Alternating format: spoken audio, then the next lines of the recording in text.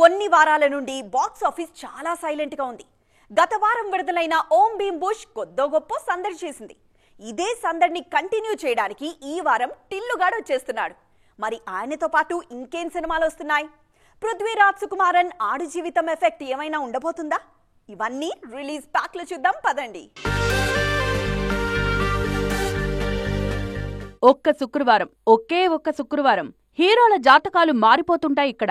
అలాంటి ఫ్రైడే 2 ఏళ్ల కింద డీజే టిల్లుతో సిద్ధు జొన్నలగడ్డకొచ్చింది. 10 ఏళ్ల నుంచి ఇండస్ట్రీలో ఉన్న రాని గుర్తింపు ఒక్క సినిమాతో వచ్చింది. దెబ్బకు ఓవర్ నైట్ స్టార్ అవడమే కాదు, పేరు ముందు స్టార్ బాయ్ అనే ట్యాగ్ కూడా వచ్చింది. ఈ వారం టిల్లు స్క్వేర్ తో వచ్చేస్తున్నారు సిద్ధు.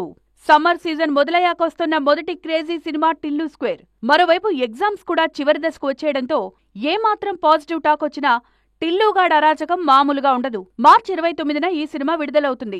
అలాగే దీనికొక్కరోజు ముందే పృథ్వీరాజ్ సుకుమారన్ ఆడు జీవితం మొదలైంది. ఆడు జీవితం సినిమా కోసం 14 ఏళ్లు కష్టపడ్డారు పృథ్వీరాజ్. కమర్షియల్ అంశాలు తక్కువగానే ఉన్న ఈ చిత్రం మన ఆడియన్స్ ను ఎంతవరకు మెప్పిస్తుంది అనేది ఆసక్తికరమే.